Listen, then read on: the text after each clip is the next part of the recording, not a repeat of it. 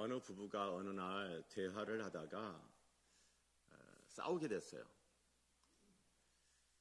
그 부부의 싸움의 발단은요, 남편이 아내에게 한 이 말 때문이었습니다. 무슨 말을 했느냐? 남편이 아내한테 사람이 자기를 잘 모르지. 사람들은 되게 자기가 자기를 잘 안다고 생각합니다. 예, 그렇죠. 자기가 자기를 모르면 어떡하겠어요? 자기가 자기를 알지 누가 알겠어요? 자기가 자기를 안다는 거 그거 당연한 거 아닌가요? 우리는 그런 생각을 하죠. 그러나 그렇지 않은 것 같아요. 인생을 살아보니 자기를 모르는 사람이 있더라고요. 자기 자신을 알면 참 좋을 텐데 말입니다. 오늘 본문의 세례자 요한은 어떨까요? 자기 자신을 아는 사람일까요? 자기 자신을 모르는 사람일까요? 오늘 본문의 세례자 요한은 자기 자신을 아는 사람입니다. 자, 오늘 설교 제목이 어떻게 되나요? 나 자신을 알아요. 어디서 많이 들어본 말, 생각나는 말 있지 않습니까? 예, 나 자신을 알아요. 예, 무슨 말이 생각나세요? 너 자신을 알라. 이 너 자신을 알라 누가 한 말이죠? 소크라테스. 우리 일부 예배 때 우리 어르신들도 다 알더라고요. 너 자신을 알라. 이 그리스 철학자 소크라테스가 한 말까지 아시더라고. 생각해 보니까 우리나라 남녀노소 모든 국민이 다 알게 됐어요. 너 자신을 알라? 누가 말했다? 소크라테스.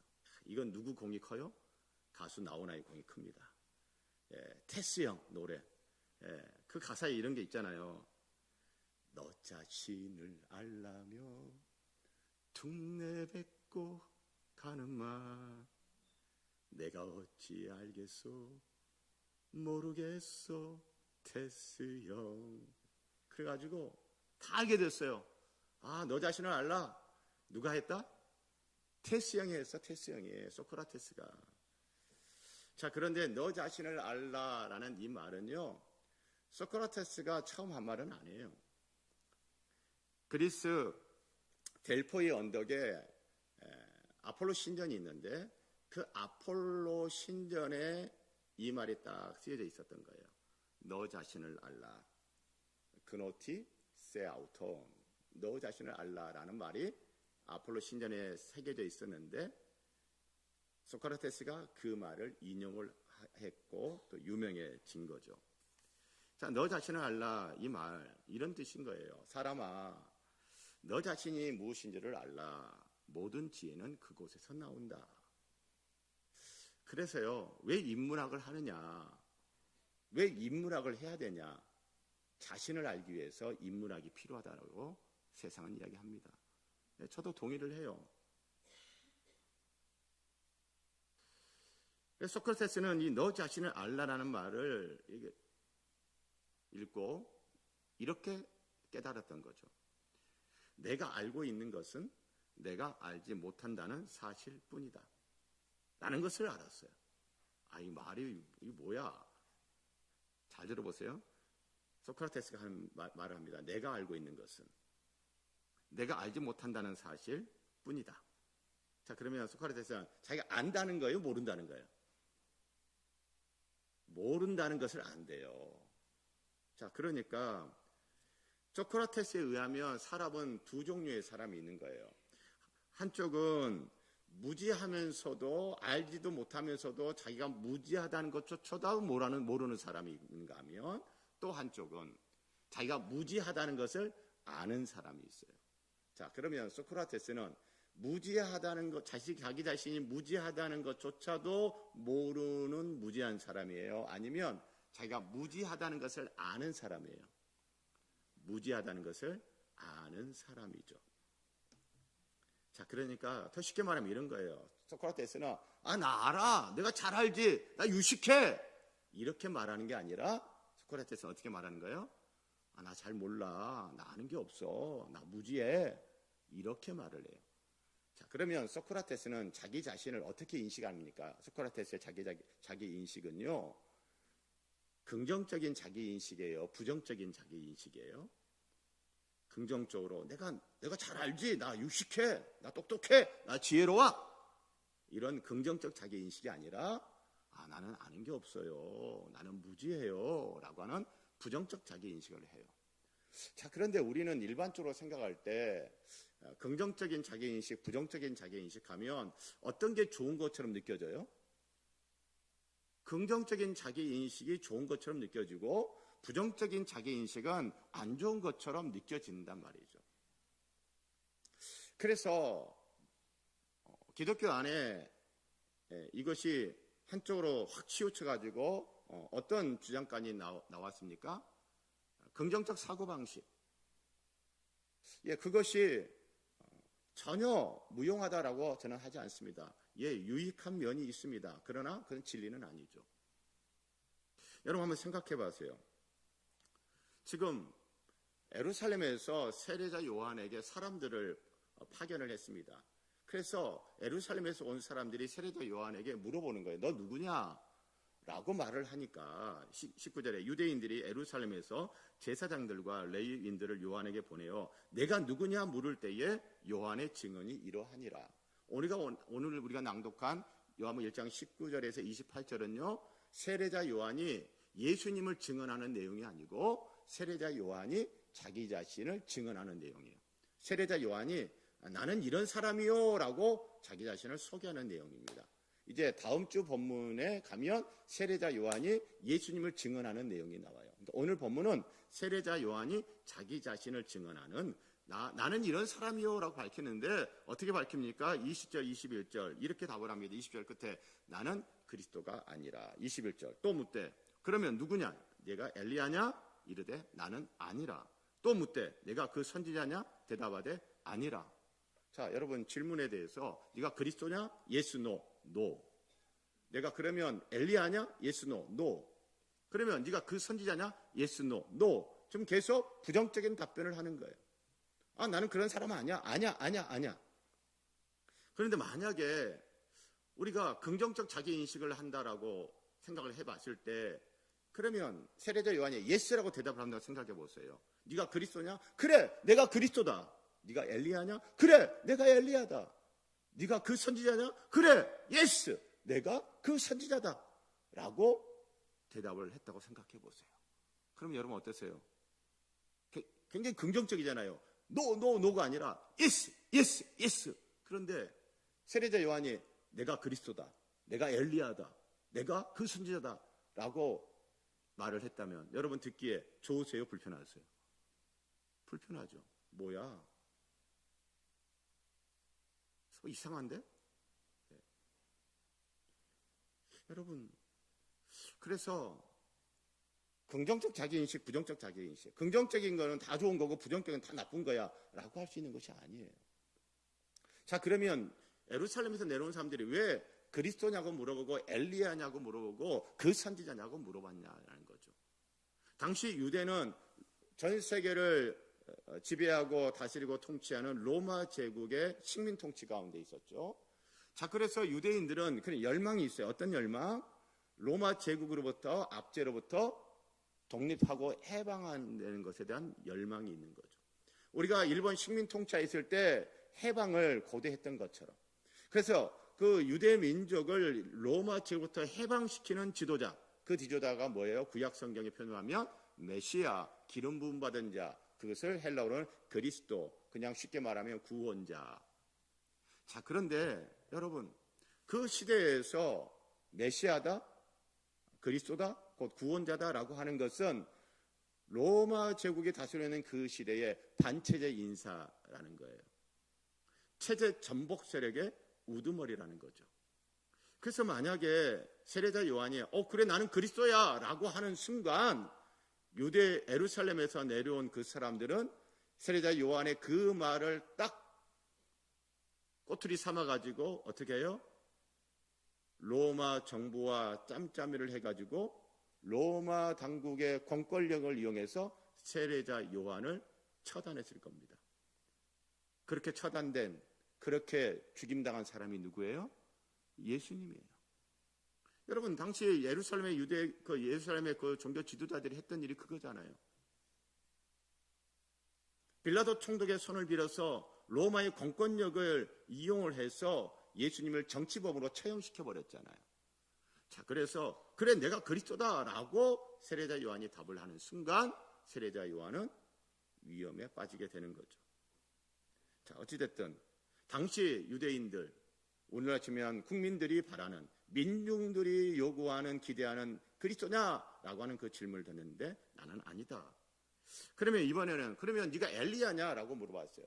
왜 엘리야냐라고 물어봤느냐 하면 구약 성경에서 죽음을 경험하지 않고 하늘에 올라간 사람이 있는데 그 사람이 누구예요?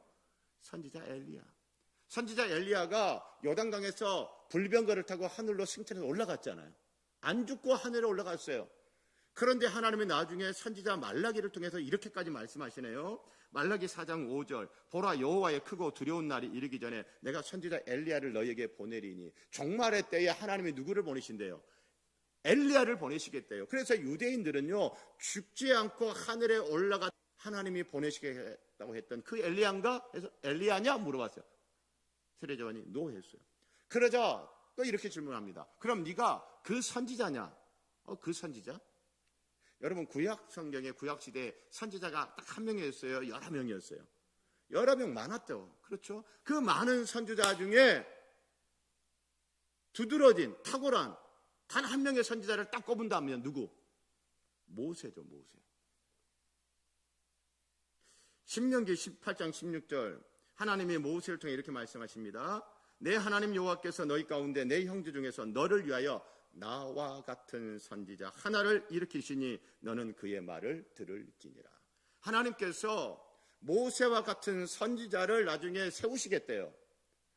구약시대 그 많은 선지자들 가운데 가장 위대한 선지자 모세와 같은 선지자. 그래서 그 선지자 정관사 덜을 붙이는 거예요. 많은 선지자가 있지만 그 선지자. 그래서 질문한 거예요. 세례자 요한에게. 네가 그 선지자냐? 또 노 한 겁니다.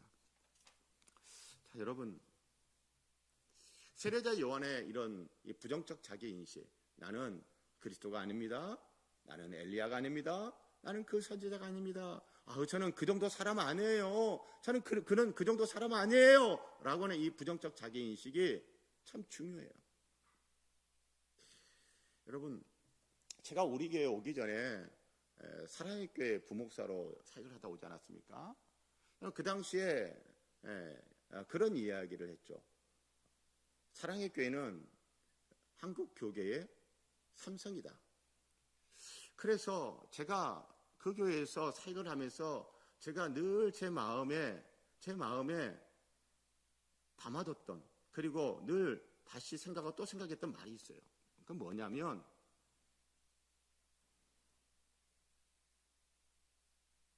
나는 사랑의 교회 그 많은 목사들 중에 한 명일 뿐이고, 그리고 나는 사랑의 교회 부목사이긴 하지만 나는 사랑의 교회급은 아니야. 내가 사랑의 교회 목사라고 해서 내 자신이 바로 사랑의 교회급 목사는 아니야. 성도들이 좋다고 해주고 칭찬해주고 와 해주고, 예? 제가 사랑의 교회 부목사를 가니까 저희 장인이 저를 대하는 게 또 달라지더라고요. 그렇지만 사랑의 교회가 한국 교회에서 어느 정도의 급이 있어요. 그러나 제가 그 교회에 사역한다고 해서 제가 그 정도 급은 아닌 거예요. 이것을 망각하는 순간 저는 굉장히 위험해지는 겁니다.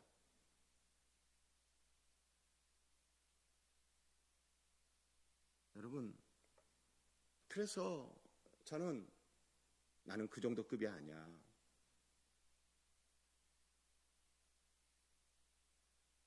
이 교회에서 사역하는 것이 너무나 감사하고 너무나 영광스럽고 참으로 복되고, 그러나 나는 그 정도 급이 아니야. 그러면서 늘 저는 어때요?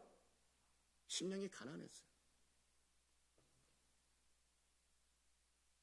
예수님의 말씀은 산상수훈에서 심령이 가난한 자는 복이 있나니 천국이 저희 것이며, 가난한 자는요, 심령이 가난한 자에게서 배우고자 하는 창조적인 역동성이 나오는 거예요. 왜 배우고자 하는 티처블 마인드, 창조적 역동성이 안 나오느냐? 자기가 부족하다는 생각을 안 해요. 나는 이 정도 급이야. 나는 이 정도 급이야. 그러나 나는 그 정도 급이 아닙니다. 나는 그 정도 급이 아닙니다. 나는 부족합니다. 나는 연약한 게 있습니다. 그러면 그 부족함, 그 가난함 가운데서 그래, 내가 더 배워야지, 내가 더 채워야지, 내가 더 훈련받아야지 라고 하는 티처블 마인드가 나오면서 훨씬 더 역동적인 삶과 사역을 하게 돼요. 제가 사랑하는 성도 여러분, 세례자 요한의 이 부정적 자기인식을 보면서 저와 여러분도 가난한 심령의 소유자가 되어지고, 그래서 천국을 또 경험하고 또 경험하게 할 수 있도록 우리에게 꼭 유익한 부정적 자기인식을 꼭 할 수 있게 되기를, 그래서 심령이 가난해지고 천국을 또 경험하게 되어지기를 주의 이름으로 축복합니다. 자, 이제는 요한의 긍정적 자기인식. 자, 그래서 예루살렘에 온 사람들이 물어보는 거예요. 야, 네가 그리스도도 아니고 엘리야도 아니고 그 선지자도 아니면 너는 도대체 너를 누구라고 하냐? 넌 도대체 넌 누구야? 넌 뭐야? 라고 질문을 하니까 이때 세례자 요한이 답을 합니다. 23절에 끝에 가서 보니 나는 광야에 외치는 자의 소리다. 광야에 외치는 자의 뭐래요? 소리라고 합니다. 소리. 그것도 어디서 외치는 소리예요? 사람들이 많이 있는데요? 화려한 도시에서? 아니요, 광야. 소리. 자, 여러분, 소리. 자, 한번 소리 한번 내보세요. 다 같이 시작. 예. 뭐 대부분은 합니다. 1부도 2부도 다들 입을 벌리니까 입을 다물어 보세요. 어떻게 다무실래요? 그 다음에 맨. 참 우리 성도님 믿음이 좋더라고요. 맨 하더라고요. 여러분, 자, 아멘 해보십시다. 시작. 자, 소리를 내셨어요. 이 소리 지금 어떻게 됐어요? 소리 내셨는데 소리 어떻게 되셨어요? 사람들이 생각합니다. 소리? 허공에 사라지는 거잖아. 없어지는 거잖아. 그런데 여러분, 소리예요. 여러분이 낸 소리 지금 눈에 안 보여요. 허공에 흩어지고 사라져버린 것 같아요. 그러나 사라지지 않았어요. 여러분의 그 아멘 소리가 제 귀에 들리고 여러분의 아멘 소리가 제 심령에 찾아와 들어와 있습니다. 여러분의 그 소리가, 그 아멘 소리가 저를 격려해 주고요, 저로 하여금 힘이 나게 하고요, 저로 하여금 신이 나게 합니다. 여러분, 소리라고 하는 것은요, 그냥 없어지는 게 아니에요. 무의미한 것이 아니에요. 무가치한 것이 아니에요. 기독교 역사에서 가장 위대한 신학자 중에 한 명으로 우리 알고 있는 어거스틴. 그 어거스틴이 엉망진창인 삶을 살다가 어떤 인생의 결정적 순간, 어떤 인생의 결정적 경험을 하면서 인생이 확 바뀝니다. 그리고 지금 우리가 알고 있는 위대한 하나님의 사람이 돼요.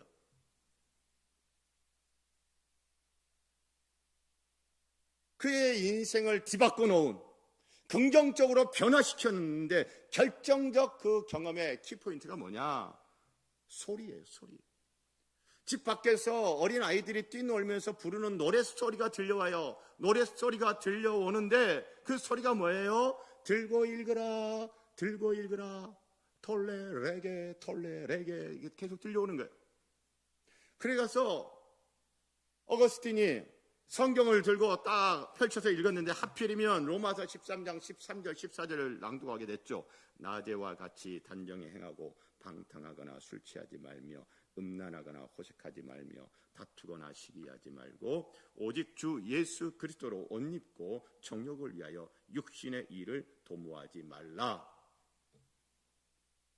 그래서 자기의 지난날의 삶을, 방탕했던 삶을, 술 취했던 삶을, 음란했던 삶을 청산하고 돌이키고 회개하고 변화된 삶을 살기 시작했습니다. 우리는 그 어린아이가 누군지 모릅니다. 그러나 그 어린아이의 소리가 한 사람을 바꿨어요. 한 사람의 인생을 바꿔놨어요. 사랑하는 성도 여러분, 저와 여러분도 때로는 소리처럼 여겨질 때가 있을 수 있습니다. 소리? 내가 가정에서, 내가 일터에서, 내가 교회에서 나 한 사람 싹 사라진다고 뭐 있겠어? 자기 자신의 존재감을 그렇게 인정받지 못하고 나의 존재감이 별로 느껴지지 않는, 그래서 나는 있으나 마나한 사람이고 나는 별로 소중한 사람 같지도 않고 나는 없어도 그만인 것 같고 나는 그렇게 가치 있는 사람 같지가 않고 소리처럼 그냥 허공에 흩어져 버리고 사라져 버리고 그렇게 여겨지면 있다 할지라도 여러분, 소리는요 결코 무가치하지 않습니다. 소리는요 굉장히 소중하고 소리는 굉장히 중요합니다. 소리는 굉장히 위대합니다. 이것이 세례자 요한의 긍정적 자기 인식이었어요. 사랑하는 성도 여러분, 저도 그렇고 여러분도 그렇고 소중합니다. 귀중합니다. 굉장히 가치 있습니다. 가정에서, 일터에서, 교회에서 여러분 자신의 존재감을 어떻게 느끼든 다른 사람이 나의 존재감을 어떻게 대하든 그것과 상관없이 저와 여러분은 소중하고 중요하고 가치 있고 위대한 한 분 한 분입니다. 축복합니다. 사랑하는 성도 여러분, 세례자 요한 부정적 자기인식, 두 번째 긍정적 자기인식, 이제 세 번째는 따라서 하시기 바랍니다. 겸손한 자기인식. 자, 그래서 예루살렘에 온 사람들이 그리스도도 아니다, 엘리야도 아니다, 그 선지자가 아니다. 야, 그러면 너를 누구라고 그래? 광야에 외친 자리 소리래요. 그러니까 그 다음 질문합니다. 그런데 네가 왜 세례를 베풀어? 네가 왜 그런 사역을 하는데? 라고 질문하니 거기에 대한 세례자 요한의 답변 27절. 곧 내 뒤에 오시는 그이라 나는 그의 신발끈을 풀기도 감당하지 못하겠노라. 세례자 요한은 자신이 물로 세례 베푸는 자일 뿐이다 라고 이야기하고 자기의 뒤에 오시는 분과 자기를 비교를 합니다. 그러면서 이렇게 말을 하는 거죠. 나는 그의 신발끈을 풀기도 감당하지 못하겠다. 나는 그 정도 사람이다 라고 이야기를 해요. 신발끈을 푼다라는 건 무엇이냐면, 여러분 당시에는요 샌들을 신고 다녔어요. 샌들을 신고 다니면 흙길을 다니니까 발이 더러워지잖아요. 그래서 자기 집에 들어간다든지 다른 사람의 집에 방문을 하게 되어지면 그 집의 종 중에 가장 천한 낮은 종이 무릎을 꿇고 신발끈, 샌들을 풀어요. 신발 왜 풀어요? 신발끈을 발을 씻기 위해서 푸는 거예요. 자, 세례자 요한은 이렇게 자기를 이야기하는 거예요. 나는 아주 낮은 종의 신분에 불과합니다. 신발끈을 풀어 발을 씻어주는 그런 일조차 감당할 신분이 저는 못 됩니다. 라고 자기 자신을 한없이 낮춥니다. 겸손이죠. 교만하지 않습니다. 자, 세례자 요한 부정적 자기인식, 긍정적 자기인식. 부정적으로 자기인식을 하는 이 이유도 있는데 긍정적으로 자기 자신의 그 소중함, 가치, 중요함, 그 위대함 이걸 알고 있어요. 그런데 거기에 더 교만하지 않고 뭐하기까지 해요? 겸손하기까지 해요. 자, 이렇게 온전한 자기인식을 하는, 자기를 제대로 아는 이 세례자 요한. 이 세례자 요한, 이 세 가지 자기인식의 공통점이 하나 있어요. 그게 뭐냐면 나는 누가 아니다? 그리스도가 아니다. 자기 혼자 뭐 자기를 아는 게 아니라 누구를 생각하니 자기를 알게 되어요? 그리스도를 아는 거예요. 그리스도는 이런 분인데 나는 그런 사람이 아니다라는 거예요. 나는 그리스도가 아니다. 광야에 외친 자의 소리, 그 자기소개할 때 이렇게 말합니다. 23절, 이르되 나는 선지자 이사야의 말과 같이 주의 길을 곱게 하라고. 광야에서 왜 소리를 내는 거예요? 주의 길을 곱게 하라고. 주님의 길, 주님과 무관한 소리가 아니에요. 주님을 염두에 두는 겁니다. 그리고 겸손한 자기 인식에서는요, 내 뒤에 오시는 그분의 신발끈, 주님의 신발끈을 푸는 것조차 감당하기 할 수 없는 나는 아주 낮은 신분. 그래서 주님을 또 두고 자기를 그렇게 겸손하게 인식하고 있어요. 세 가지 다 뭐예요? 주님. 그러니까 세례자 요한은 주님을 아니까 자기를 아는 거예요. 하나님을 바로 아니까 자기를 바로 아는 거예요. 이것은 우리 성경과 기독교 역사 속에서 다 인정하고 다 공유하고 있는 내용입니다. 우리 장로교의 가장 큰 형님이라고 하는 존 칼빈의 가장 위대한 역작이라고 하는 기독교 강요는 이렇게 시작합니다. 제1장 제목이 이렇습니다. 하나님에 관한 지식과 우리에 관한 지식은 서로 연결되어 있다.